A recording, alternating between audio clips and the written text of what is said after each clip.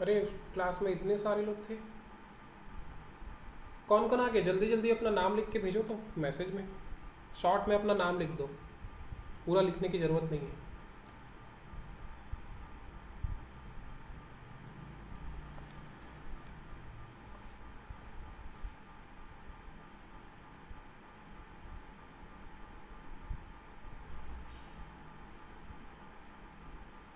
दो तीन चार पाँच छः।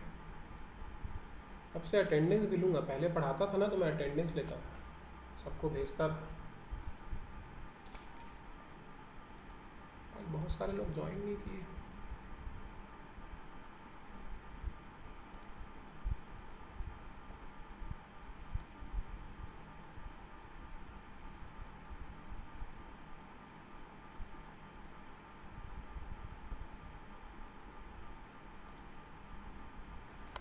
चलो स्टार्ट करते हैं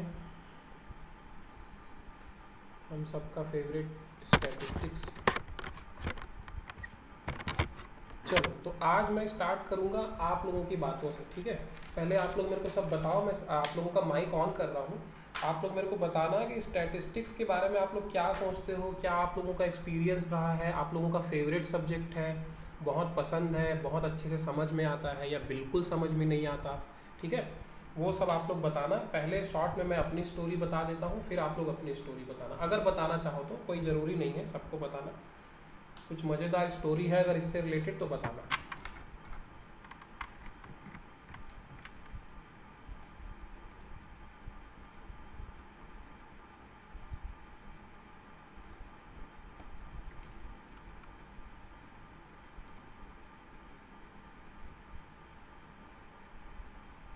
आप लोगों का माइक्रोफोन शायद ऑन है।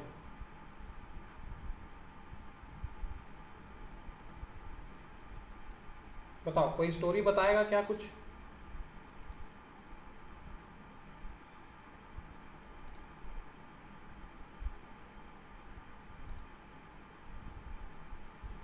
कुछ नहीं बताना है?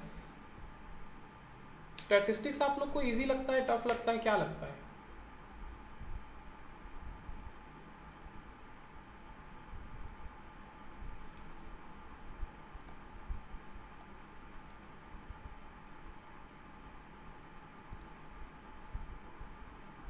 अरे बोल के बताना है। आप लोगों का माइक्रोफोन तो मैं ऑन कर दिया हूँ, बोल के बता सकते हो आप लोग।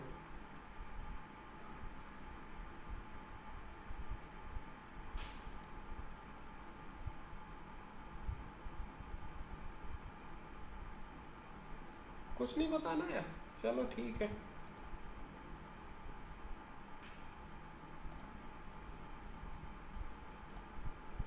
देखो स्टैटिस्टिक्स तो भाई मेरे लिए, मेरे कॉमर्स की पूरी जर्नी का सबसे टफ सब्जेक्ट रहा है स्टैटिस्टिक्स मेरे लिए, ठीक है। बी कॉम में, एम कॉम में तो मेरे को कभी कुछ भी समझ में नहीं आया।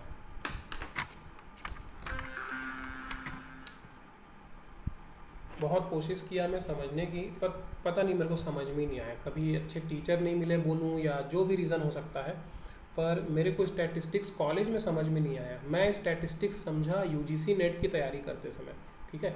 जो मनोहर एक बार बोल रहा था ना पहले दिन की, कॉलेज में बहुत सारी चीज़ें पढ़ नहीं पाया था वो ठीक से, तो अब वो पढ़ना चाह रहा है, बस वही स्टोरी मेरे साथ थी। बल्कि मैं यूजीसी नेट की तैयारी करते समय बहुत सारे सब्जेक्ट्स को पहली बार पढ़ा हूँ, या कई सब्जेक्ट ऐसे हैं जिनको मैं यूजीसी नेट की तैयारी करने के दौरान समझा पहली बार कि अच्छा ये चीज़ें ऐसी होती है।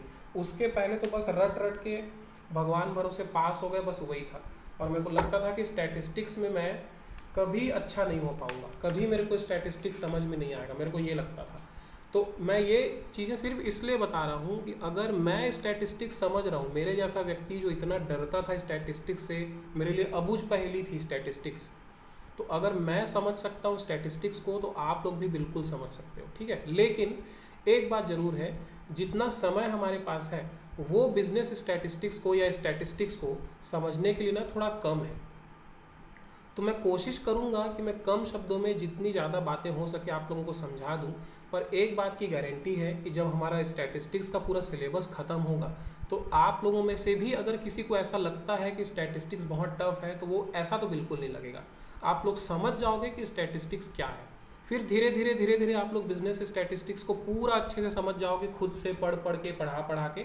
लेकिन वो जो ब्लॉक रहेगा ना कि यार स्टैटिस्टिक्स को समझना कैसे है, क्या होता है, इतना कैसे रटें, इतना फॉर्मूला कैसे रटें, ये सब दिक्कत आप लोगों को फिर नहीं रह जाएगी। ठीक है, और हो सकता है बहुत अच्छे से समझ में आ जाए, कुछ भी हो सकता है, आप लोगों के ऊपर है, मैं पहले ही बोला था। तो यूनिट 5 है ये आप लोगों का। ठीक है, स्टैटिस्टिक्स जो है हमारे सिलेबस में यूनिट 5 में है, और ये भी रिसर्च के जैसे बहुत इंपॉर्टेंट है, क्वेश्चंस आते हैं, इवन एपी में भी कई क्वेश्चंस आए थे इससे, और अक्सर इसके क्वेश्चंस हम लोगों से बनते नहीं है। क्यों? क्योंकि स्टैटिस्टिक्स को ज़्यादातर हम लोग क्या करते हैं, रटते रहते हैं, और ये रटना नहीं है भाई। ठीक है, रटने की चीज़ बिल्कुल नहीं है स्टैटिस्टिक्स। ये आप लोगों का सिलेबस है। फिलहाल ये नोट्स अभी कंप्लीट हुआ नहीं है, इसलिए मैं यहाँ पर सोर्स नहीं लिखा हूँ, बाकी जब कंप्लीट हो जाएगा तो मैं इसके सोर्सेज भी लिख दूंगा। तो हर बार की तरह शुरुआत यहाँ भी वैसे ही करेंगे, कुछ बड़े बड़े ज्ञानी बाबा लोग क्या बोले हैं इसके बारे में वहीं से शुरू करेंगे। एक बहुत ही फेमस नाम है स्टैटिस्टिक्स में, वो है होरेस सेक्रिस्ट। ठीक है, होरेस सेक्रिस्ट नाम के एक व्यक्ति हैं, और इन्होंने स्टैटिस्टिक्स की बहुत लंबी चौड़ी परिभाषा दी है।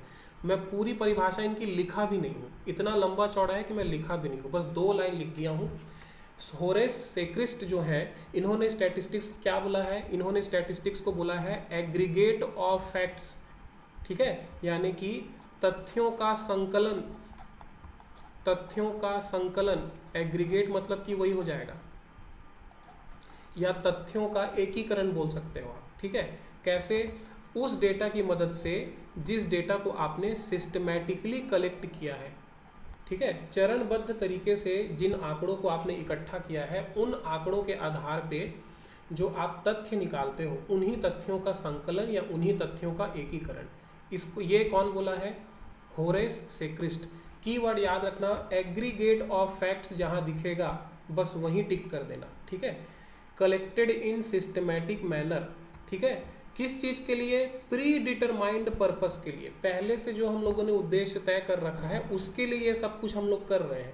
ये कहना है किसका? होरेस सेक्रिस्ट का। बहुत इंपॉर्टेंट नाम है होरेस सेक्रिस्ट। जैसे कि एडम स्मिथ है, मार्शल है, एल्फ्रेड मार्शल है, इनका नाम इकोनॉमिक्स में बहुत चलता है ना, हेनरी फेयोल का नाम मैनेजमेंट में बहुत चलता है, वैसे ही स्टैटिस्टिक्स में होरेस सेक्रिस्ट का नाम बहुत चलता है। क्रॉक्सटन और कॉर्डन, इसका नाम भी आपको अक्सर बुक्स में देखने के लिए मिलेगा। ये लोग क्या बोल रहे हैं? ये लोग स्टैटिस्टिक्स को एक प्रोसेस के तौर पे बता रहे हैं। ठीक है, एक प्रक्रिया के तौर पे समझा रहे हैं। किस चीज़ की प्रक्रिया? कलेक्शन, प्रेजेंटेशन, एनालिसिस और इंटरप्रिटेशन। ये 4 प्रोसेस के तौर पे लोग स्टैटिस्टिक्स को समझा रहे हैं। कौन कौन सा 4 प्रोसेस? कलेक्शन यानी कि डेटा कलेक्ट करना, आंकड़े इकट्ठा करना, प्रेजेंटेशन यानी कि उसको टेबल के फॉर्म में, ग्राफ के फॉर्म में दिखाना, कैटेगराइज करना, फिर तीसरा में उसको एनालाइज करना यानी कि उसका विश्लेषण करना, और आखिरी में उसका वर्णन करना या फिर उसका इंटरप्रिटेशन करना। किसको? ये सारी चीज़ें हम लोग किस चीज़ के लिए कर रहे हैं? Numerical data. जो न्यूमेरिकल डेटा है उसके साथ हम लोग ये सब बर्ताव कर रहे हैं। ठीक है, तो ये कौन बोल रहा है? क्रॉक्सटन और कॉर्डन। क्रॉक्सटन और कॉर्डन 2 लोग हैं, और इन लोगों ने 4 प्रोसेस में स्टैटिस्टिक्स को समेट दिया है। ऐसे आप लोग याद रख सकते हो, ये 2 हैं और इन्होंने 4 प्रोसेस में स्टैटिस्टिक्स को समेटा हुआ है। ठीक है, उसके बाद वेबस्टर नाम का एक व्यक्ति है। इसका ये कहना है कि स्टैटिस्टिक्स जो है वो क्या है? Clarified facts representing the conditions of the people in the state. यानी कि वेबस्टर जो है वो ये कह रहा है कि स्टैटिस्टिक्स क्या है? स्टैटिस्टिक्स जो है वो ऐसे तथ्य हैं, ऐसे शुद्ध तथ्य हैं जो किसी राज्य में रहने वाले लोगों की स्थिति को बताते हैं। ठीक है, people living in a state कह रहे हैं ना, तो यहाँ पर स्टेट का मतलब वही है, लोग किस स्थिति में अपनी ज़िंदगी जी रहे हैं उसको ही बताता है कौन? स्टैटिस्टिक्स। ठीक है, ये है वेबस्टर की डेफिनेशन। उसी तरीके से बॉडिंगटन ये क्या कह रहा है? बॉडिंगटन बोल रहा है science of estimate and probability. यानी कि जो बॉडिंगटन है वो बोल रहा है कि स्टैटिस्टिक्स जो है वो संभावना या प्रायिकता बोल लो, प्रोबेबिलिटी को ज़्यादा टेक्निकल लैंग्वेज में प्रायिकता बोलते हैं, संभावना और अनुमान का विज्ञान है। ऐसा कौन बोल रहा है? बॉडिंगटन। ठीक है, A.L. बाउले भी फेमस आदमी है स्टैटिस्टिक्स में। बाउले क्या बोल रहा है? बाउले भी साइंस बोल रहा है, लेकिन किस चीज़ का साइंस? काउंटिंग का साइंस। गिनने का विज्ञान है बोल रहा है बाउले, ठीक है। तो बॉडिंगटन, देखो बॉडिंगटन भी बी से है, बाउले भी बी से है, तो याद रखना दोनों ने स्टैटिस्टिक्स के लिए साइंस शब्द का इस्तेमाल किया है, इसके पहले कोई साइंस वाइंस नहीं बोल रहा था। बॉडिंगटन जो है वो किस चीज़ का साइंस बोल रहा है, अनुमान और संभावना, अनुमान और प्रायिकता का विज्ञान। बाउले जो है वो क्या बोल रहा है, गिनती का अनुमान, गिनती का विज्ञान, काउंटिंग का, साइंस ऑफ काउंटिंग, ठीक है। तो ये 3-4 लोगों की डेफिनेशन याद रखना, किस्मत अच्छी रही तो इन्हीं 3-4 लोगों में से एक क्वेश्चन फंस जाएगा। समझ में आया ये? जल्दी बताओ, रिप्लाई जल्दी किया करो, समझ में आया ये? यूट्यूब थोड़ी है कि 3-4 सेकंड के बाद, 10 सेकंड के बाद मेरी बात आप लोग के तक पहुंचेगी। गूगल मीट में पढ़ाने का फ़ायदा ये है कि जैसे ही मैं बात बोलूँगा तुरंत आपको सुनाई पड़ेगी, ठीक है। तो ये तो हुआ ज्ञानी बाबा लोग की परिभाषा। अब हमारे लिए प्रैक्टिकल भाषा में इनकी मीनिंग क्या होगी? तो देखो स्टैटिस्टिक्स की जो मीनिंग है उसको हम लोग 2 कैटेगरी में डिवाइड करते हैं। एक इसकी प्लूरल मीनिंग, यानी कि बहुवचन में क्या अब इसका बहुवचन में इसका क्या अर्थ होगा, और सिंगुलर मीनिंग यानी एक वचन में, ठीक है। बहुवचन मतलब कि जब मैं स्टैटिस्टिक्स बोल के बहुत सारी चीज़ों के बारे में बता रहा हूँ, बहुत सारी चीज़ों की तरफ संकेत कर रहा हूँ, तो वहाँ पर हम लोग बोलेंगे स्टैटिस्टिक्स एज प्लूरल, ठीक है, सांख्यिकी का बहुवचन अर्थ। और उसका मतलब क्या होगा, डेटा या फिर फैक्ट्स। जो बहुत सारा डेटा होता है ना हमारे पास, डेटा एक नंबर को डेटा नहीं बोलते, किसी एक संख्या को डेटा नहीं बोलते, बहुत सारे आंकड़े, बहुत सारा इन्फॉर्मेशन जो हमारे पास होता है उसको हम लोग बोलते हैं डेटा। तो जब भी मैं स्टैटिस्टिक्स को बहुवचन के संदर्भ में बोलूँगा या प्लूरल मीनिंग में बोलूँगा तो उसका मतलब होगा क्या, डेटा या फिर फैक्ट्स, ठीक है। जब भी मैं स्टैटिस्टिक्स बोल के बहुत सारी चीज़ों की तरफ संकेत कर रहा हूँ तो उसका मतलब होगा डेटा या फैक्ट्स। उसके ठीक विपरीत अगर मैं स्टैटिस्टिक्स बोल के किसी एक चीज़ की बात कर रहा हूँ, किसी एक चीज़ की तरफ अगर मैं इशारा कर रहा हूँ, संकेत कर रहा हूँ, तो उसका मतलब क्या होगा, वो सारे स्टैटिस्टिकल मेथड्स जिसके बारे में हम लोग अभी पढ़ने वाले हैं, या फिर इसी को आप बोल सकते हो statistics as a discipline. Discipline का मतलब होता है विषय, जैसे कि अभी हम लोग स्टैटिस्टिक्स को एक विषय के तौर पे पढ़ रहे हैं, एक डिसिप्लिन के तौर पे पढ़ रहे हैं। तो यहाँ पर हम लोग स्टैटिस्टिक्स के सिंगुलर मीनिंग को समझने की कोशिश कर रहे हैं, ठीक है। समझ में आई बात? दोनों सिंगुलर और प्लूरल समझ में आया कि नहीं?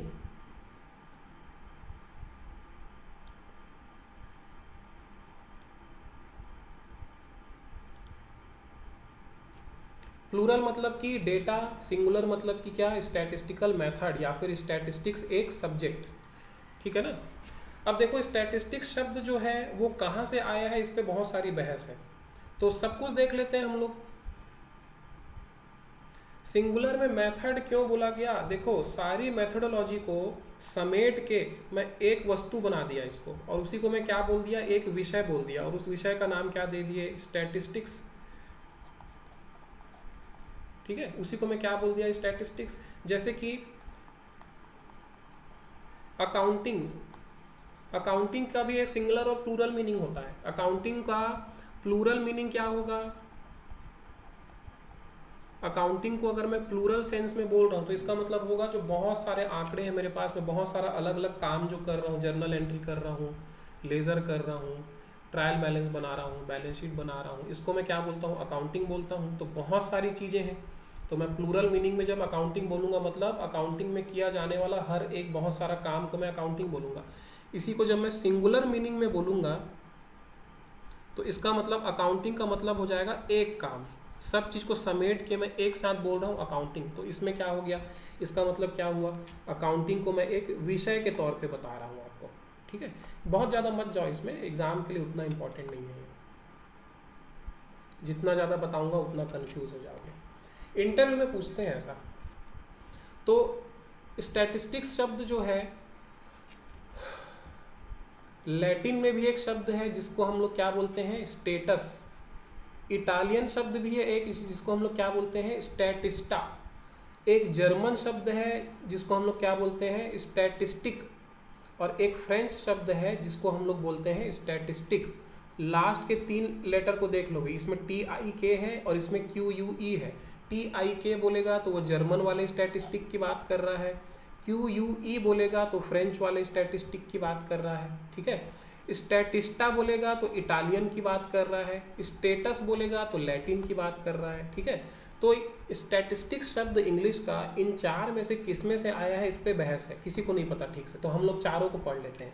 इन चारों के चारों का मतलब जो है वो होता है पॉलिटिकल स्टेट, यानी राजनैतिक स्थिति, राजनैतिक स्थिति, ठीक है। या फिर हिंदी में इसको राज्य की स्थिति भी बोल सकता है, राज्य की स्थिति। नोट नहीं करते रहना इन सब चीज़ों को, सीधे दिमाग में नोट करना है, कॉपी में नोट नहीं करना है। कॉपी में नोट किए तो फिर मेरी क्लास लेने का कोई मतलब नहीं रह जाएगा, घूम फिर के वही हो जाएगा। सेम मेथड अपनाओगे तो रिजल्ट भी सेम मिलेगा। फिर सोच लो क्या क्या खासियत क्या है भाई स्टैटिस्टिक्स की, कि ये फैक्ट्स का एग्रीगेट है। देखे ना अभी डेफिनेशन में किसी के, क्या है ये, तथ्यों का संकलन है, तथ्यों का एकीकरण है, ठीक है। उसके बाद हमारा जो स्टैटिस्टिक्स है, यानी कि हमारे जो आंकड़े हैं, ये बहुत सारी चीज़ों से प्रभावित होते हैं, ठीक है। इन पे बहुत सारी चीज़ों का प्रभाव पड़ता है। उसके बाद तीसरी खासियत क्या है, अंकों में दर्शाते हैं हम लोग, अंकों में व्यक्त करते हैं अपने स्टैटिस्टिक्स को, न्यूमेरिकली एक्सप्रेस्ड है ये। एस्टिमेटेड यानी कि ये अनुमान पे आधारित है, आप चाहे कितना भी स्टैटिस्टिक्स लगा लो, आखिरी में वो एक अनुमान ही रहेगा, ठीक है। उसके बाद collected in a symmetrical manner, symmetrical मतलब कि समतल, ठीक है। सिमेट्रिकल मैनर मतलब कि एक ही तरीके से, एक ही स्केल यूज़ करके, एक ही सैम्पलिंग यूज़ करके हम लोग डेटा इकट्ठा करते हैं। उसके बाद पहले से तय करके जो पर्पस रखें, जो हमारा प्री डिटरमाइंड पर्पस है, पूर्व निर्धारित लक्ष्य जो है, उसके लिए हम लोग डेटा कलेक्ट करते हैं, उसके लिए हम लोग स्टैटिस्टिक्स यूज़ करते हैं। और आखिरी में क्या, जो स्टैटिस्टिक्स है, जो सांख्यिकी है, वो हमको दो वेरिएबल्स को कंपेयर करने में सक्षम बनाता है, दो वेरिएबल्स को, दो चरों को कंपेयर करने की सुविधा हमको देता है, ठीक है। तो ये है स्टैटिस्टिक्स के क्या खासियत। लिमिटेशन क्या है, स्टैटिस्टिक्स के कुछ लिमिटेशन भी है भाई।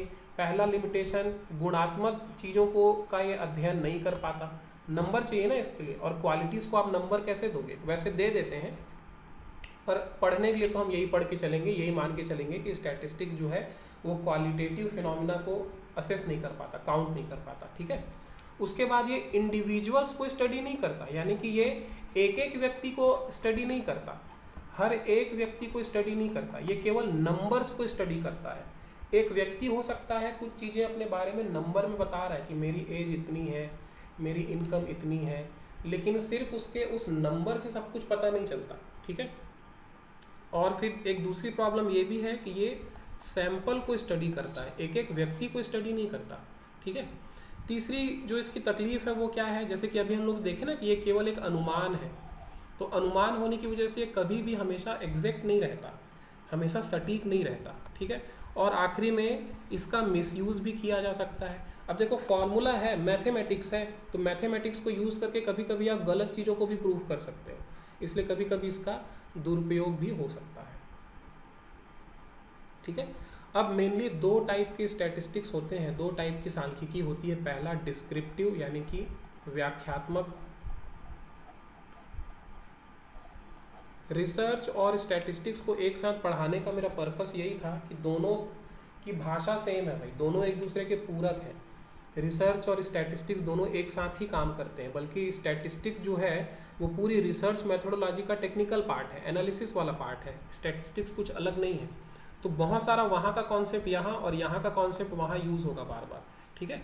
डिस्क्रिप्टिव स्टैटिस्टिक्स को हम लोग क्यों यूज़ करते हैं, जो डेटा है, जो हमारे पास आंकड़े हैं, उसको डिस्क्राइब करने के लिए या फिर समराइज करने के लिए, उसका सारांश निकालने के लिए या उसकी व्याख्या करने के लिए। जैसे कि हमारे पास आंकड़ा है बहुत सारा सेल्स और एडवर्टीजमेंट का, ठीक है, या फिर हमारे पास आंकड़ा है एज और बाइंग बिहेवियर का, तो हम लोग उसकी व्याख्या कैसे करेंगे। हमारे पास बहुत सारे लोगों का एज है और हमको ये पता है कि बहुत सारे लोग क्या क्या खरीदते हैं। कुछ लोग टीवी खरीदते हैं, कुछ लोग मोबाइल खरीदते हैं, कुछ लोग फ्रिज खरीदते हैं, ठीक है, कुछ लोग हेडफोन खरीदते हैं।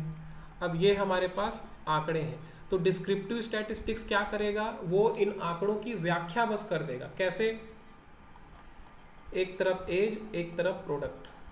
अब वो व्याख्या कर देगा इसकी, कैसे व्याख्या करेगा, वो बोलेगा कि 15 साल से 25 साल के लोग जो हैं ज़्यादातर हेडफोन खरीदते हैं, ठीक है। 25 साल से 35 साल के ज़्यादातर लोग क्या करते हैं, मोबाइल खरीदते हैं। उसके बाद 35 साल से 45 साल तक के लोग जो हैं फ्रिज खरीदते हैं। और 45 साल से ज़्यादा, 45 साल या उससे ज़्यादा के लोग क्या करते हैं, टीवी खरीदते हैं। रिटायर होकर घर में बैठ जाते हैं, दिन भर टीवी देखते रहते हैं। ये है आंकड़ों की व्याख्या करना। केवल आप व्याख्या कर रहे हो कि क्या है। डिस्क्रिप्टिव रिसर्च में बताया था ना मैं कि क्या है, बस ये बताते हैं अपन। तो जब आप डिस्क्रिप्टिव रिसर्च करोगे तो आप डिस्क्रिप्टिव स्टैटिस्टिक्स का यूज़ करोगे, ठीक है। जब आप डिस्क्रिप्टिव स्टैटिस्टिक्स यूज़ करते हो तो आप कौन सा मेजरमेंट या कौन सा मापदंड अपनाते हो, कौन सी टेक्निक अपनाते हो। आप सेंट्रल टेंडेंसी अपनाते हो, स्क्यूनेस अपनाते हो, डिस्पर्जन अपनाते हो, ठीक है। सेंट्रल टेंडेंसी को हिंदी में बोलते हैं केंद्रीय प्रमाप, ऐसा कुछ बोलते हैं इसको, केंद्रीय प्रवृत्ति या केंद्रीय प्रमाप, ऐसा कुछ बोलते हैं ना इसको हिंदी में। स्क्यूनेस को हिंदी में क्या बोलते हैं, याद नहीं आ रहा है। डिस्पर्जन को बोलते हैं प्रसार। ये सब चीज़ अपन पढ़ेंगे आगे, क्या होता है, सेंट्रल टेंडेंसी क्या होती है, डिस्पर्जन क्या होता है, स्क्यूनेस क्या होता है, सब चीज़ पढ़ेंगे हम लोग। किसी को स्क्यूनेस को हिंदी में क्या बोलते हैं मालूम है क्या? चलो मैं ही देख के बताता हूँ।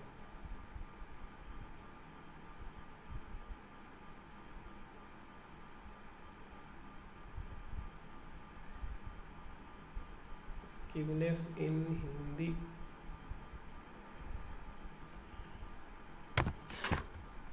विषमता, विषमता बोलते हैं, विषमता तो नहीं बोलते।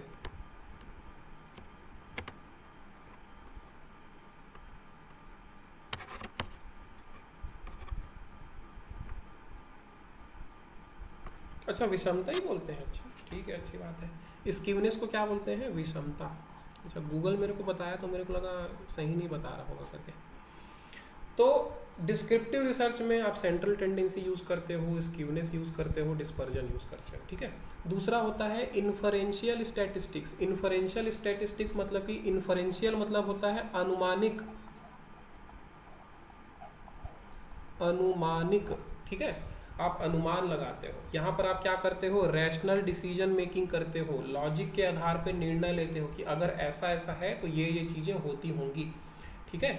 जनरलाइजेशन करते हो, सामान्यीकरण करते हो। जनरलाइजेशन एक्चुअली क्या होता है वो हम लोग आगे चल के पढ़ेंगे। जनरलाइजेशन का मतलब क्या होता है, जब आप अपना रिसर्च करते हो, ठीक है, बार बार रिसर्च करते हो, आप 10 बार रिसर्च करते हो और हर बार आपको सेम रिजल्ट मिलता है। तो जब बार बार सेम रिजल्ट मिलता है ना तो आप उसको जनरलाइज कर देते हो कि अगर ऐसी ऐसी परिस्थितियां रही तो ये परिणाम आपको मिलेगा, उसी को बोला जाता है जनरलाइजेशन। तो इन्फरेंशियल स्टैटिस्टिक्स में हम लोग जनरलाइज करते हैं, ठीक है, कंक्लूजन निकालते हैं, निष्कर्ष निकालते हैं। इन्फरेंशियल स्टैटिस्टिक्स में, अनुमानिक सांख्यिकी में आप कौन सी टेक्निक अपनाते हो, कौन सा मेजरमेंट, सैम्पलिंग थ्योरी यूज़ करते हो, हाइपोथेसिस टेस्टिंग यूज़ करते हो, एनोवा वगैरह हम लोग यूज़ करते हैं। ये सब कुछ हम लोग आगे पढ़ेंगे, टेंशन लेने की ज़रूरत नहीं है, ठीक है। थोड़ा साफ कर देता हूँ बोर्ड को मैं।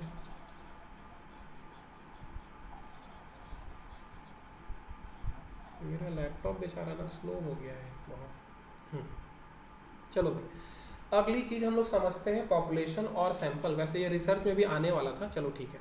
पॉपुलेशन जो है वो क्या होता है भाई, पॉपुलेशन का मतलब है आपका टोटल रिसर्च एरिया, ठीक है, टोटल आपका रिसर्च एरिया, अनुसंधान क्षेत्र। जैसे आप रायपुर पे अनुसंधान कर रहे हो, यानी रायपुर के लोगों पे आप अनुसंधान कर रहे हो, तो रायपुर में रहने वाले जितने भी लोग हैं ना वो सब के उसको, उसी को हम लोग क्या बोलेंगे, पॉपुलेशन, ठीक है। पॉपुलेशन के जो कैरेक्टरिस्टिक्स होते हैं, कैरेक्टरिस्टिक्स यानी कि अलग अलग गुण, अलग अलग उनकी विशेषताएं, जैसे कि एज, ठीक है, या फिर इनकम, या फिर कल्चर,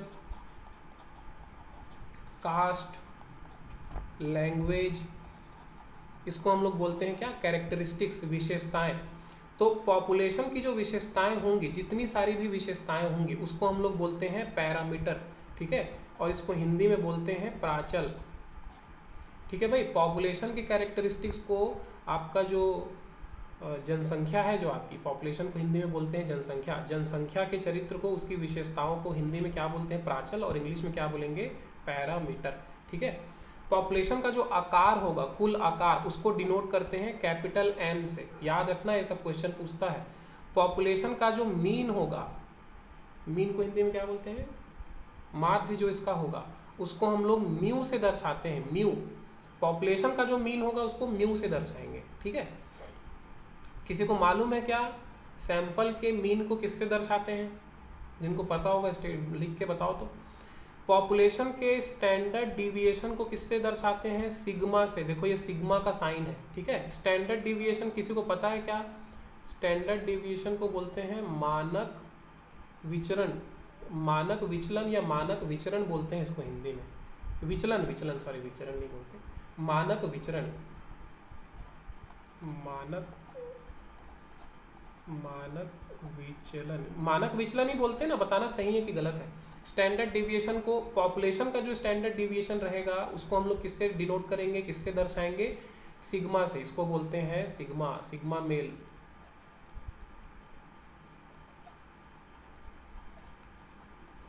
सिग्मा से दर्शाते हैं। ठीक है, प्रमाप विचलन भी बोलते हैं। अच्छा, प्रमाप विचलन, ठीक है ठीक है। उसके बाद पॉपुलेशन के प्रपोर्शन को किससे दर्शाते हैं? स्मॉल p से।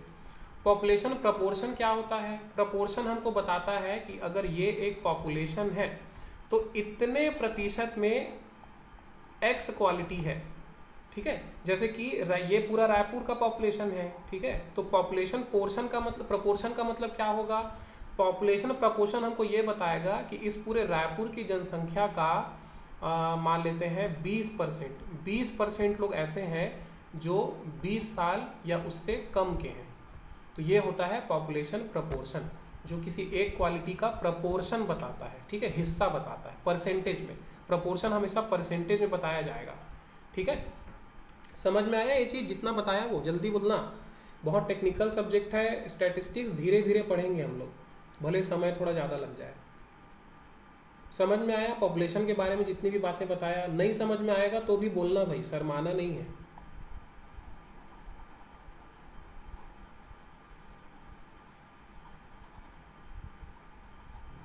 आया सबको समझ में?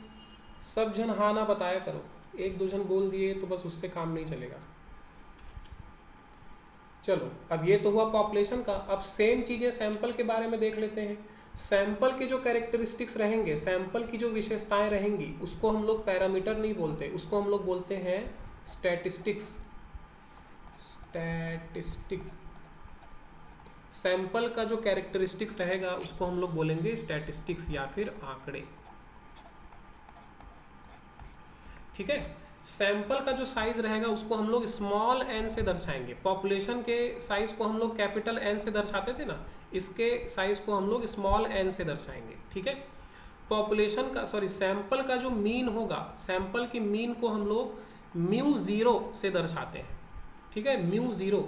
एक और इसको बोलते हैं, सैंपल की मीन को ऐसे भी दर्शाते हैं। ठीक है, x बार जो हमारा निदर्श रहेगा, न्याय दर्श, उसके माध्य को हम लोग μ0 या फिर x बार से दर्शाते हैं।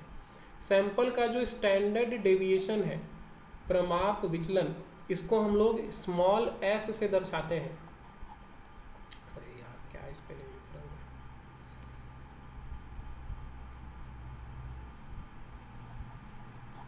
Small s।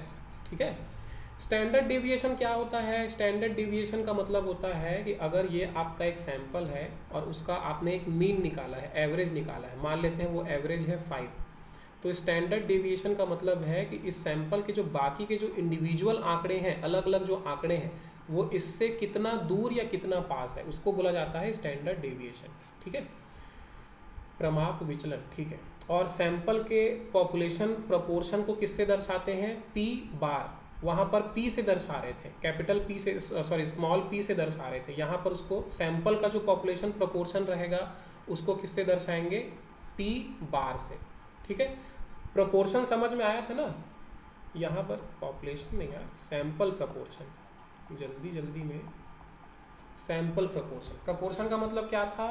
अगर ये टोटल पॉपुलेशन है तो प्रपोर्शन क्या बताता है कि उसका एक हिस्सा जो है उसमें ये वाली क्वालिटी है, x क्वालिटी है, और इसको हम लोग परसेंटेज में दर्शाते हैं कि इतने हिस्से में, यानी कि 20% में ये क्वालिटी है। ठीक है, 40% में y क्वालिटी है, 40% में y क्वालिटी है, 15% में z क्वालिटी है। ठीक है, यही होता है प्रपोर्शन। ठीक है, समझ में आया। उसके बाद हम लोग देखते हैं स्केल। स्केल क्या होता है भाई, स्केल का मतलब क्या है। पहले हम लोग स्टैटिस्टिक्स को छोड़ो, सिंपली समझो कि स्केल का मतलब क्या होता है। स्केल का मतलब ये होता है कि कोई भी एक वैल्यू अगर है, कोई भी एक मूल्य अगर है, आपको क्या करना है, उसको मेजर करना है। हमको वैल्यू को मेजर करना है, यानी कि उसको मापना है। अब वैल्यू क्या हो सकता है, वैल्यू का मतलब हो सकता है वेट, GST, वेट हो सकता है, ठीक है, हाइट हो सकती है, ये क्या है, वैल्यू है। ठीक है, इस वैल्यू को हमको क्या करना है, मेजर करना है, मापना है उसको। वेट है, मैं बोल रहा हूँ कि इस चीज़ का कुछ वेट है, आप बोलोगे कि कितना वेट है, तो मैं कैसे बताऊंगा, मैं बोलूँगा बहुत वेट है इसका, बहुत भारी है, तो कैसे समझ में आएगा कि कितना भारी है। मैं बोलूँगा कि बहुत हल्का है, तो कैसे समझ में आएगा कि कितना हल्का है। आपको उसको माप के, मेजर करके बताना पड़ेगा ना। ठीक है, तो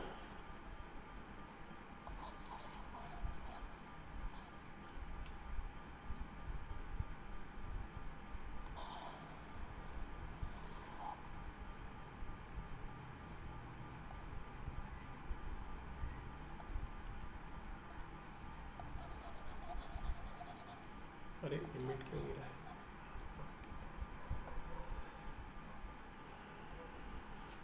तो आपके पास एक वैल्यू जो है, मैं मान लेता हूँ हाइट,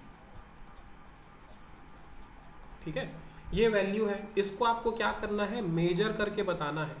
यही तो करते हैं भाई स्टैटिस्टिक्स में, मेजर ही तो करते हैं, मापते ही तो हैं। ठीक है, अब मेजर करने के लिए आपको कोई एक स्टैंडर्ड चाहिए, कोई मानक चाहिए, स्टैंडर्ड या फिर मानक चाहिए आपको, या एक प्रमाप चाहिए आपको। ठीक है, मानक क्या हो सकता है, मान लेते हैं एक व्यक्ति है, ठीक है, जो कि अनपढ़ है, और वो गया कहाँ, दुबई। दुबई घूमने के लिए गया वो। बताओ दुबई की सबसे फेमस चीज़ क्या है, जल्दी बताओ, दुबई की सबसे फेमस चीज़ क्या है।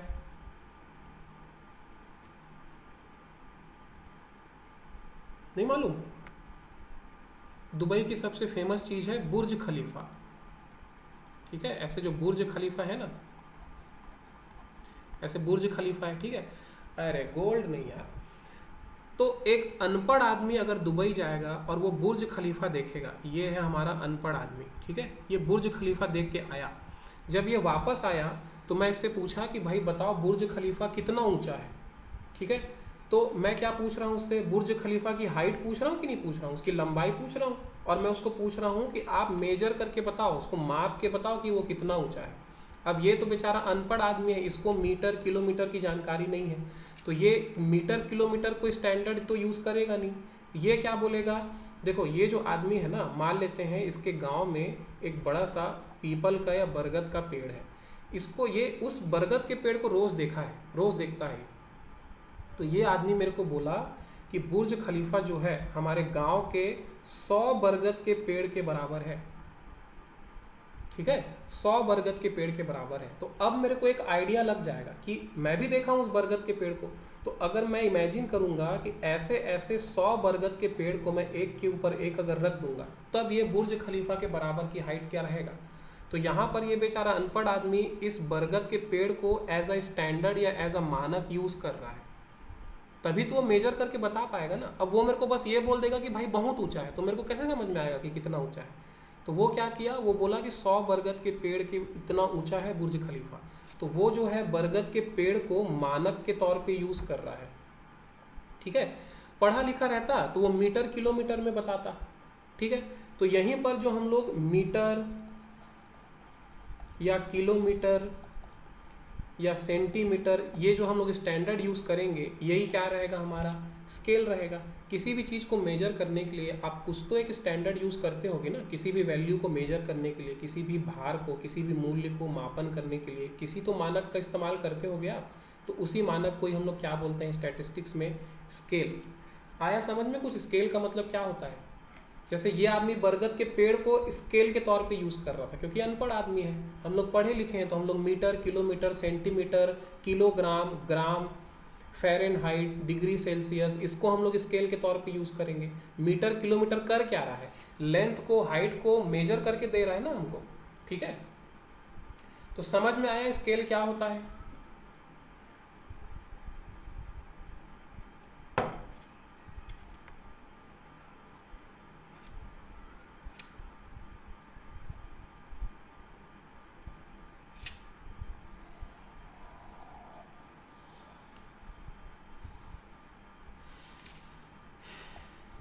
चलो भाई, अब आते हैं स्टैटिस्टिक्स में।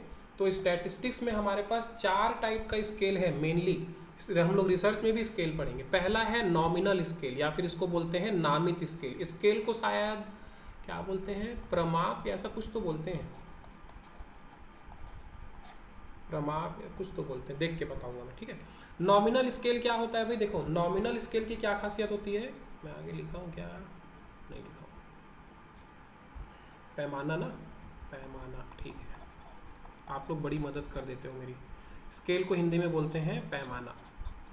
चलो, तो पहला पैमाना है नॉमिनल। अच्छा, ये जो देखो पहले नॉमिनल है, फिर ऑर्डिनल है, फिर इंटरवेल है, फिर रेशियो है। इसका एक कारण है भाई, मैं पहले रेशियो भी लिख सकता था फिर ऑर्डिनल लिख देता, लेकिन ऐसा हमको नहीं करना है।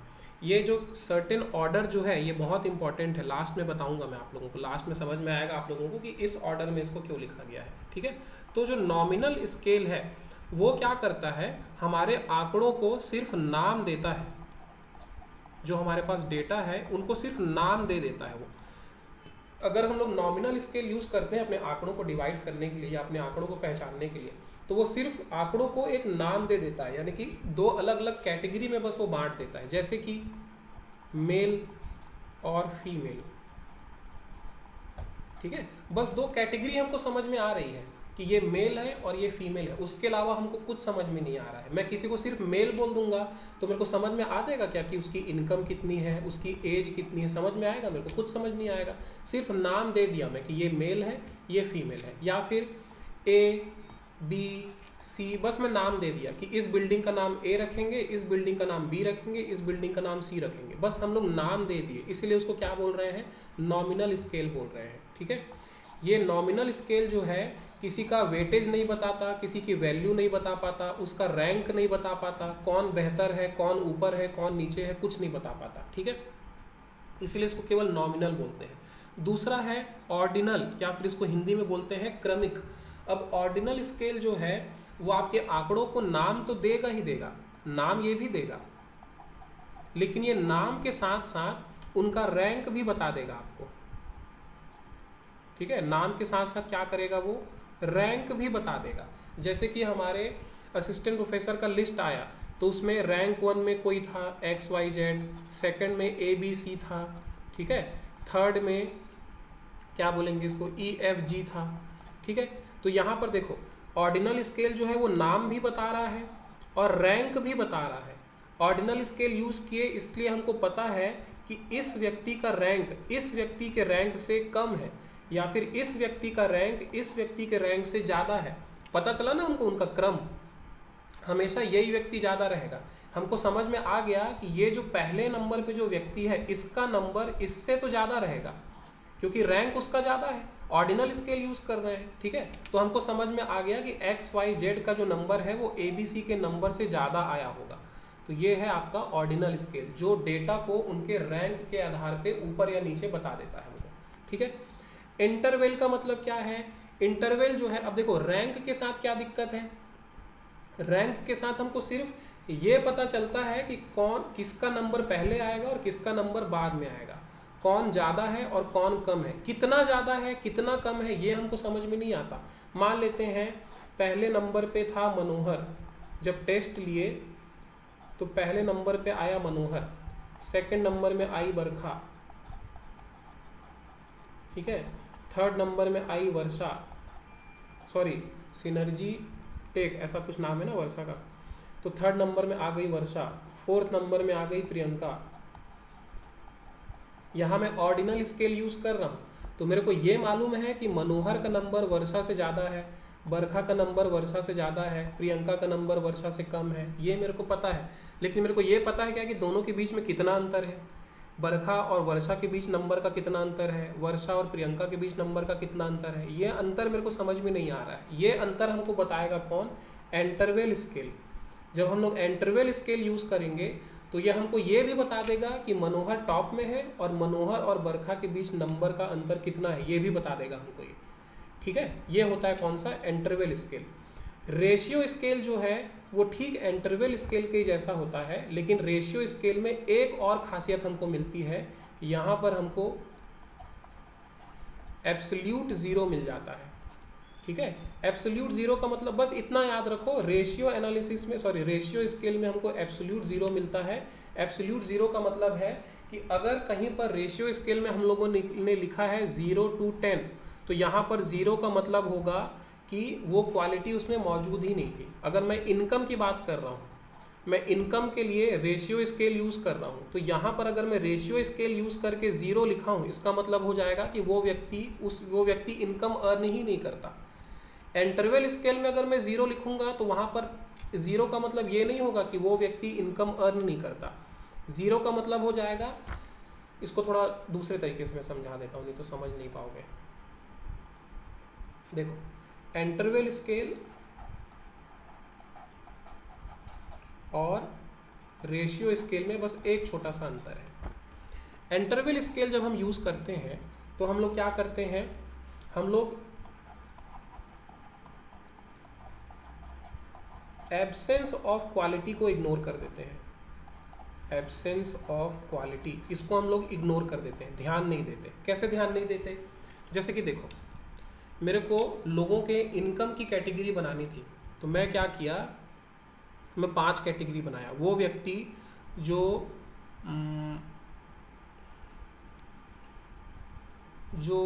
1000 रुपये से कम कमाता है, ठीक है, लेस देन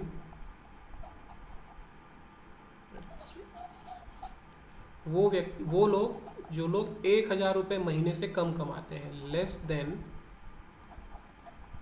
1000 रुपीज़। ठीक है, उसके बाद वो लोग जो लोग 1000 से लेके 5000 रुपये तक कमाते हैं। ठीक है, वो लोग जो लोग 5000 रुपये से 10,000 रुपये तक कमाते हैं, और वो लोग जो लोग 10,000 से ज़्यादा कमाते हैं। ये है मेरा इंटरवल स्केल।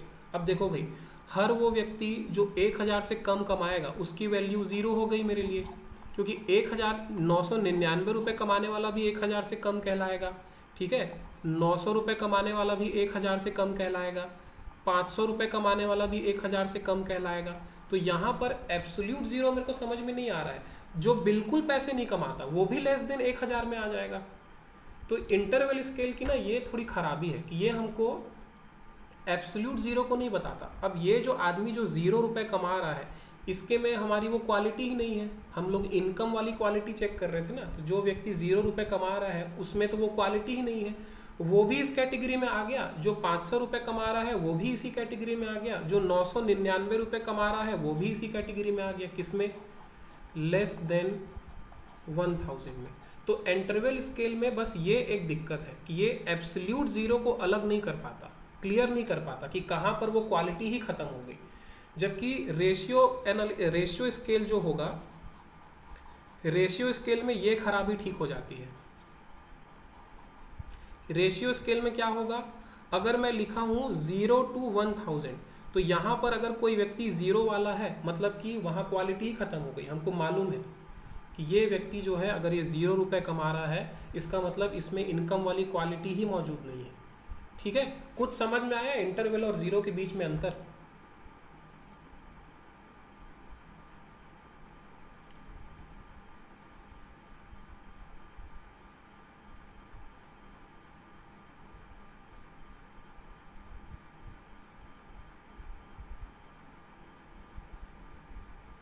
आया कुछ समझ में? अरे लिख के बताओ भाई जल्दी। इंटरवल स्केल और रेशियो स्केल के बीच और समझाइए। चलो इतना याद रखो, इंटरवल स्केल जो है उसमें एब्सोल्यूट ज़ीरो नहीं होता, रेशियो स्केल में एब्सोल्यूट ज़ीरो होता है। ठीक है, इंटरवल में अगर मैं ज़ीरो लिखा हूँ मतलब ज़रूरी नहीं है कि उसमें वो क्वालिटी ही नहीं है, जबकि रेशियो स्केल में अगर मैं ज़ीरो लिखा हूँ तो इसका मतलब ये हो जाएगा कि इस व्यक्ति में वो क्वालिटी ही नहीं है जो हम क्वालिटी ढूंढ रहे हैं। बस इतना याद रखो। ठीक है, मैं थोड़ा ज़्यादा ही बेकार में समझा दिया, इतना समझाना नहीं चाहिए था मेरे को। ठीक है सोनम जी, ऐसा मत समझना कि मैं समझाना नहीं चाह रहा हूँ, वो उतना काम का है नहीं उतना डीप में जाना। हम्म। इंटरवल में ज़ीरो का मतलब क्लियर नहीं रहता, और रेशियो स्केल में ज़ीरो का मतलब हमको क्लियर है। रेशियो में क्या होगा, वहाँ पर ज़ीरो का मतलब है कि वो क्वालिटी ही नहीं है उसमें, जबकि इंटरवल में ज़ीरो का मतलब क्वालिटी नहीं है, ऐसा ज़रूरी नहीं है। ठीक है।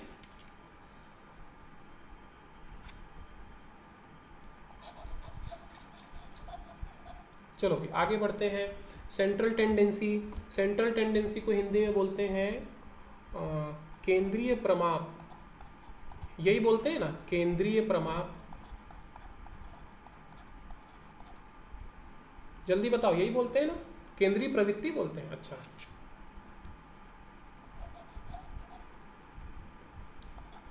केंद्रीय प्रवृत्ति।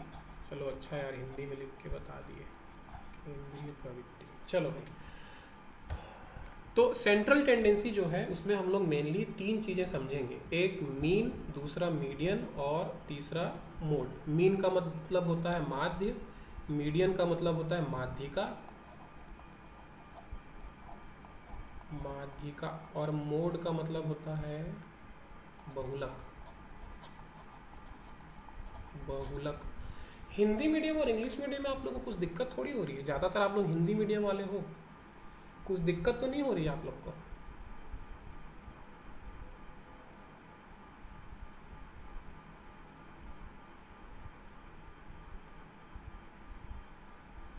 किसी एक को भी हो रही होगी तो बताना भाई, यहाँ नहीं बता पा रहे हो तो मैसेज करके बता देना। वैसे मेरी कोशिश रहती है कि हिंदी इंग्लिश जो है वो प्रॉब्लम ना बने। चलो भाई, तो सेंट्रल टेंडेंसी में मेनली हम लोग तीन चीज़ें कैलकुलेट करते हैं। Mean, median, mode. नाम तो सुना ही होंगे आप लोग इसकी। ठीक है। इसमें से मीन जो है ये मैथमेटिकल मेजर है, यानी कि एक गणितीय प्रमाप है ये। ठीक है। जबकि मीडियन और मोड जो है ये स्थानीय प्रमाप है। स्थानीय प्रमाप क्या होता है, इसका मतलब स्थानीय प्रमाप और गणितीय प्रमाप ये हम लोग आगे समझेंगे। ठीक है। पहले देखते हैं मीन। अब देखो, मीन जो है ये भी तीन टाइप का होता है। एक है देखो हमारा अर्थमेटिक, इसको हिंदी में बोलते हैं, क्या बोलते हैं यार, भूल गया मैं।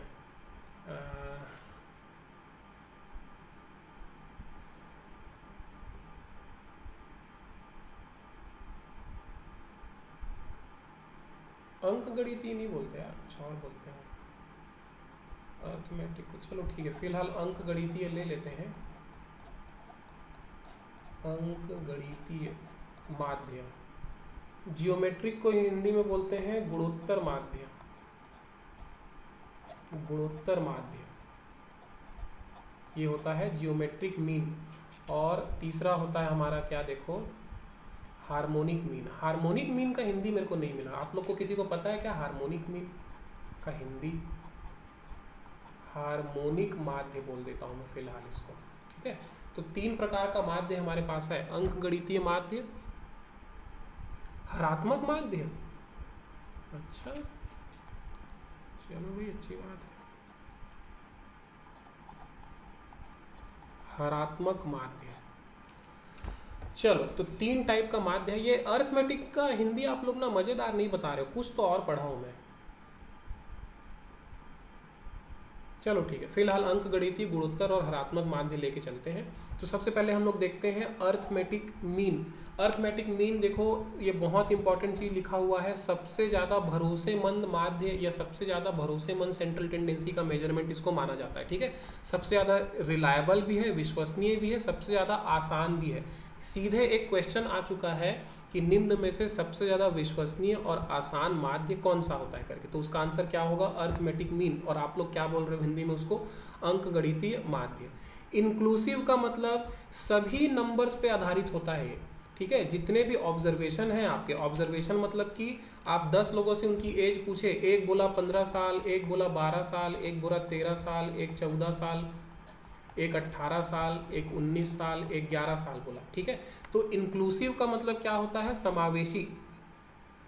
हाँ, समानांतर माध्य ना। किसको समानांतर माध्य बोलते हैं, अर्थमेटिक को।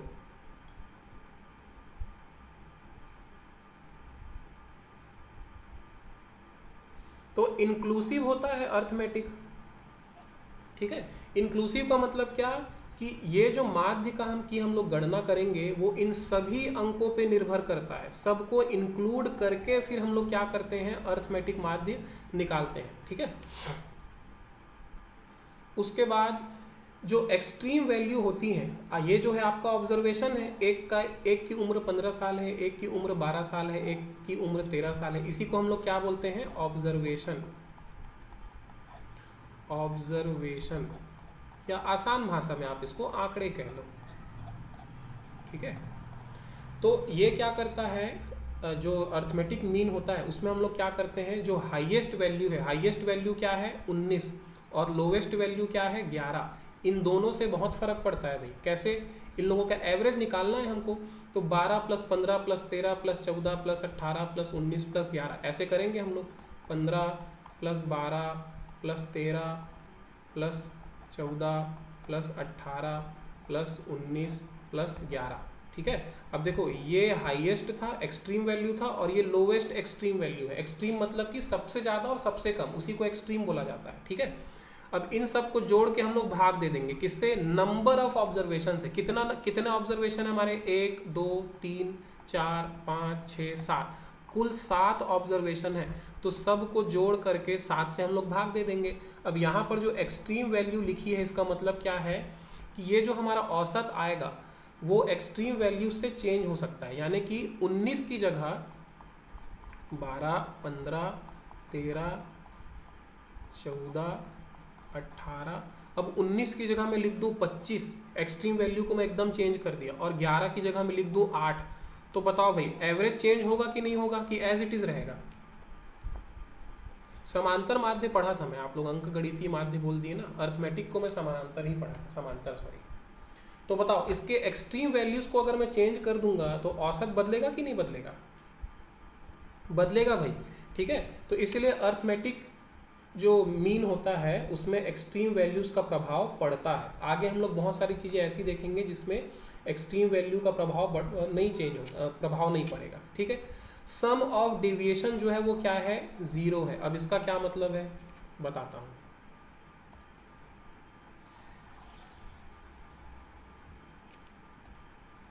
ठीक है। सम ऑफ डेविएशन जो है वो क्या रहेगा, 0 रहेगा। देखो हम लोग कुछ ऑब्जर्वेशन ले लेते हैं इजी वाला समझने के लिए, ठीक है। 1 2 3 4 5 6, बताओ भाई इसका एवरेज कितना आएगा, 2 और 1 3 3 6 4 10 5 15 और 6 21, ठीक है। 21 के बजाय हम लोग यहाँ पे एक और ले लेते हैं, 1 2 3 4 5 6, एक और ले लेते हैं, ठीक है। तो ये हो गया क्या 22, टोटल इसका क्या हो गया, आ गया 22। अब 22 को भाग देंगे किससे,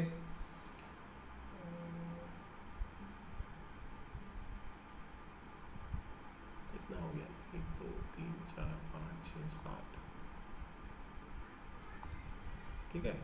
22 को आप भाग दे दो 7 से, कितना आएगा, ये आएगा लगभग 7 आ जाएगा यार, समझा नहीं पाऊंगा जो मैं बताना चाह रहा हूँ। इसका टोटल देखते हैं कितना आ रहा है,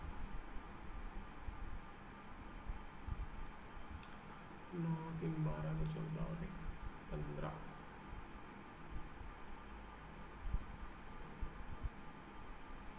3.1 आ गया ना।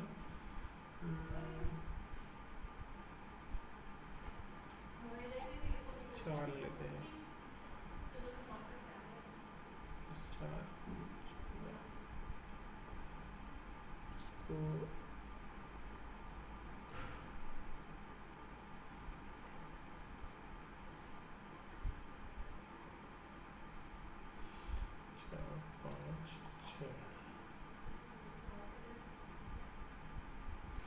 चलो ठीक है, 1 2 3 4 5 6, तो 6 ही ऑब्जर्वेशन हो रहा है ना, 6।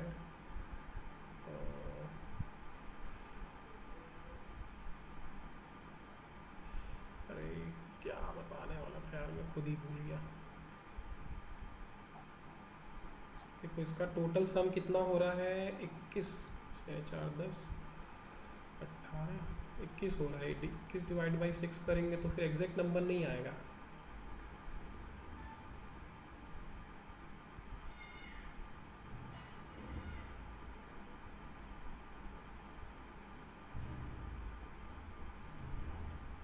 चलो एक और नंबर ले लेते हैं, 7।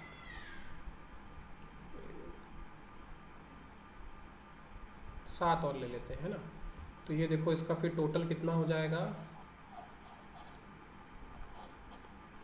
इसका टोटल हो जाएगा 28।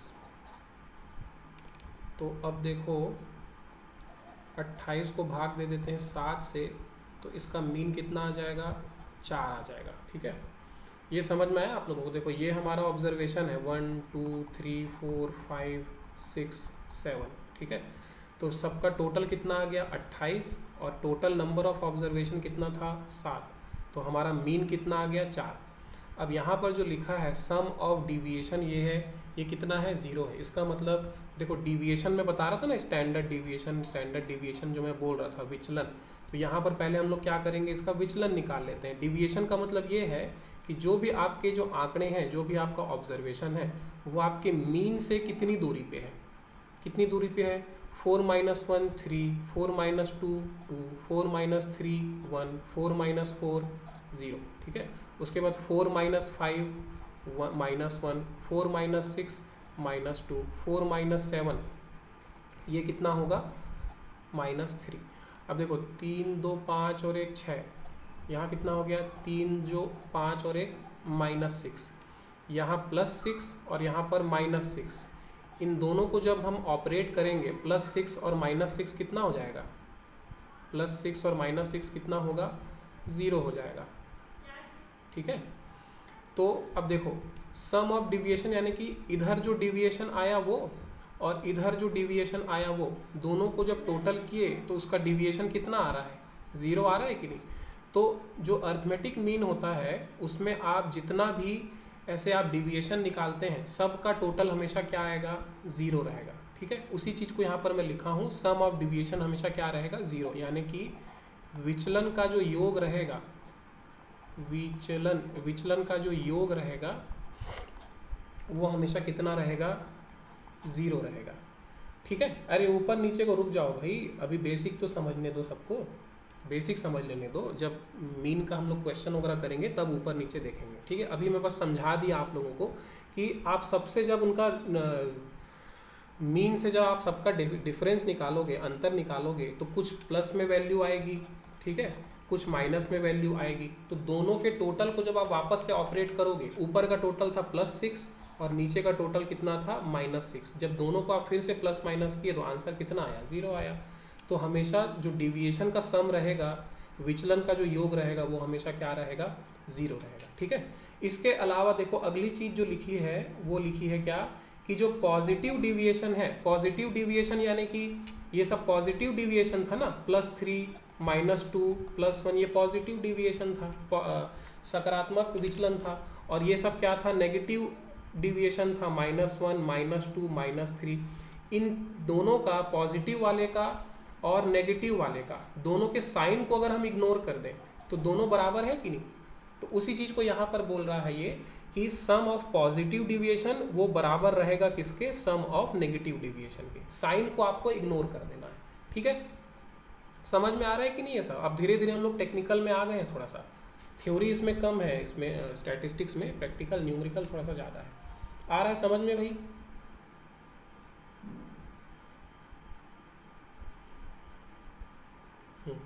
उसके बाद एक और चीज़, अब थोड़ा मैं इसको क्लीन कर देता हूँ।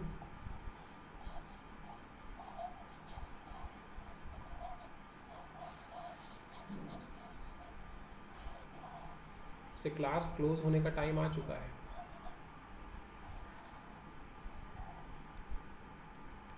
यहाँ पर रहेगा हमारा 0। अगली क्वालिटी क्या है अर्थमेटिक मीन की, कि अगर ये जो हमारा डिविएशन आया है +3 +2 +1 -1 -2 -3, इसका अगर हम लोग स्क्वायर कर दें, 3 का स्क्वायर कितना होगा 9, 2 का स्क्वायर कितना होगा 4, 1 का स्क्वायर कितना होगा 1, -1 का स्क्वायर कितना होगा 1 +1 हो जाएगा, ठीक है। -2 का स्क्वायर कितना हो जाएगा +4, -3 का स्क्वायर कितना हो जाएगा +9, ठीक है। तो अब इन दोनों का जो हम लोग टोटल निकालेंगे, और ये 0 का स्क्वायर तो 0 ही होगा। अब इनको जो हम लोग टोटल करेंगे कितना आएगा, देखो 9 4 13, 13 और 1 14, टोटल कितना आ जाएगा 28। ये जो डिविएशन का स्क्वायर का जो टोटल हम लोग ले रहे हैं ये हमेशा क्या रहेगा, सबसे कम रहेगा। यहीं पे अगर मैं 4 के बजाय 5 ले लेता, मीन को मैं मान लेता 5, तो 5 से भी कुछ क्या आता यहाँ पर, डिविएशन आता। ये नहीं आता, कुछ और आता, लेकिन कुछ तो डिविएशन आता ना। फिर उस डिविएशन का जब मैं स्क्वायर करता, यहाँ पर डिविएशन का स्क्वायर करता और उसको टोटल करता, तो हमेशा 28 से कुछ ज़्यादा ही आता। ठीक है, तो अर्थमेटिक मीन से जो हम लोग डिविएशन निकालते हैं और उस डिविएशन का जब हम लोग स्क्वायर करते हैं, वर्ग कर देते हैं, तो इस स्क्वायर का जो टोटल होता है ना वो हमेशा सबसे कम रहता है।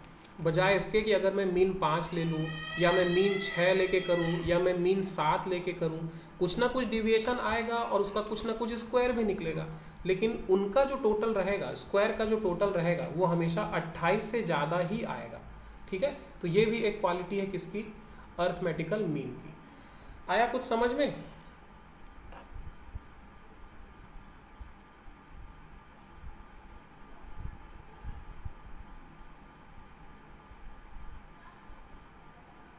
समझ में आ रहा है कि नहीं, जल्दी बोलो।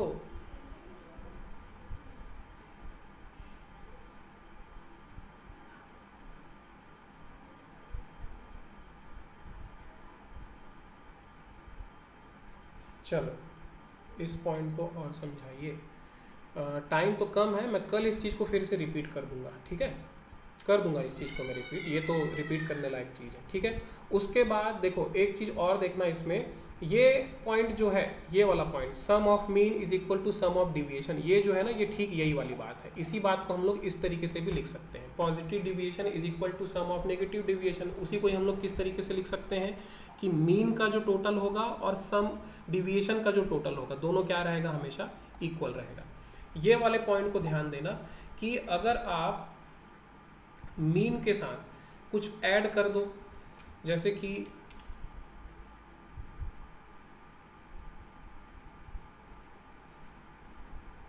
हमारा जो ऑब्जर्वेशन था वो क्या था, 1 2 3 4 5 6 7,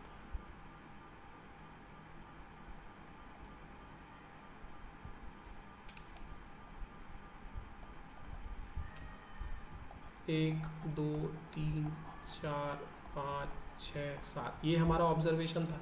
तो आखिरी रूल क्या कहता है, आखिरी रूल ये कहता है कि अगर आप इन सारे ऑब्जर्वेशन के साथ कुछ ऐड कर दो, +2 सब में मैं +2 कर दूँ, सब में मैं +2 कर दूँ। ठीक है, तो इन सब का जो मीन रहेगा, पहले जो मीन था बिना +2 करने के पहले जो मीन था, उस मीन में भी +2 हो जाएगा।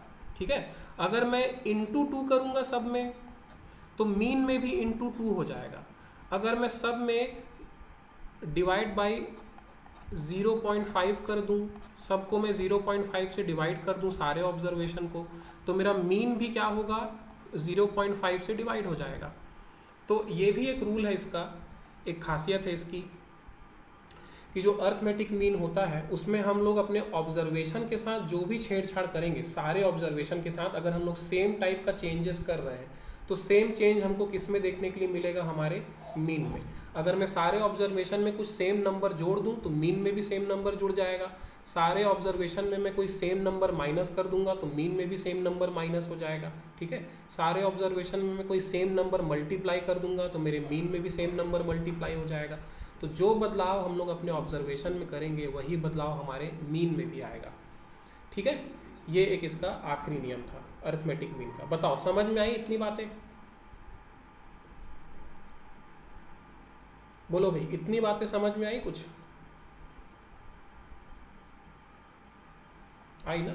चलो थोड़ा सा टाइम बचा है, उसमें मैं ना उस चीज़ को रिपीट कर देता हूँ जो आप लोग में से कोई पूछ रहा था। देखो मेरे कहने का मतलब था 1 2 3 4 5 6 और 7, मैं इनमें से डिविएशन किससे लिया, जो एक्चुअल मीन था हमारा, मीन कितना था हमारा 4 से मैं डिविएशन लिया था ना। जो स्टैंडर्ड डिविएशन जो मैं ले रहा था वो मैं किससे ले रहा था, 4 से ले रहा था। ठीक है, हाँ, जब 4 से लिए तो ऊपर क्या आया, -3 -2 -1, फिर ये आया 0, फिर इधर कितना आया 1 2 और 3।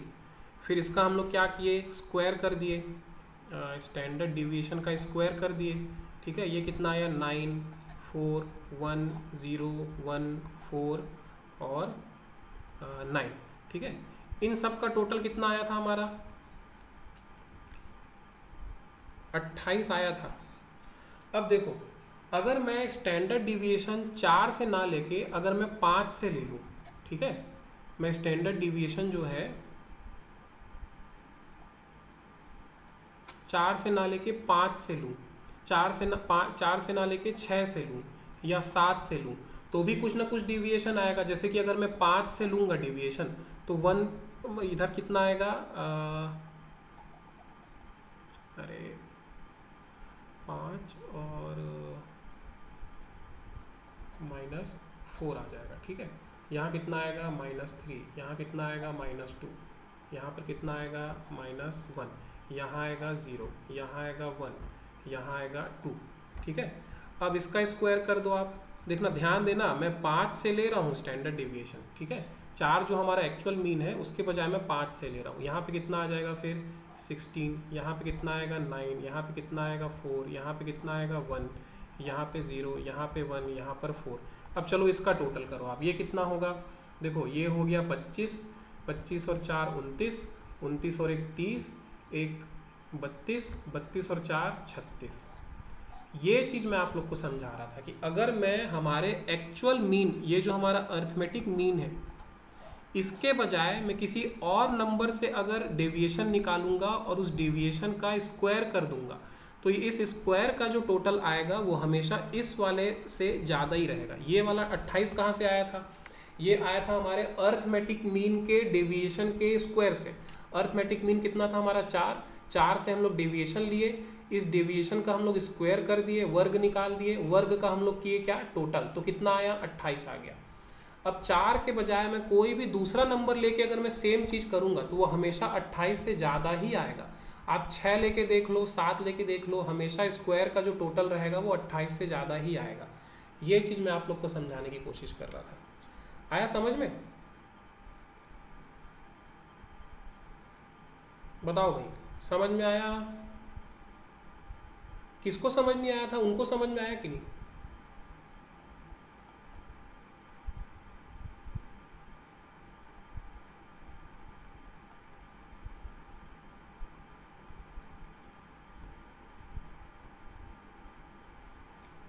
चलो, तो ये था हमारा क्या, अर्थमेटिक मीन।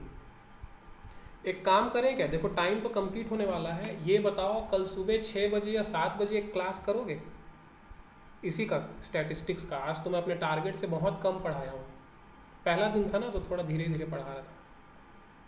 सुबह 6 बजे या फिर 7 बजे?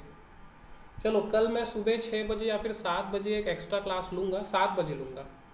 ठीक है, जो लोग अटेंड कर पाएंगे कर लेना, नहीं कर पाओगे तो फिर रिकॉर्डेड क्लास देख लेना, नहीं तो कंप्लीट नहीं हो पाएगा अपना कोर्स। ठीक है, सुबह 7 बजे लूँगा कल मैं एक्स्ट्रा क्लास। हाँ नहीं 7 बजे ही लेंगे, 6 बजे तो मैं खुद ही नहीं उठ सकता। चलो भाई, आज की क्लास अपन क्लोज करते हैं, कल सुबह कंटिन्यू करेंगे इसको। ठीक है, समझ में आया? कुछ समझ में आ रहा है स्टैटिस्टिक्स?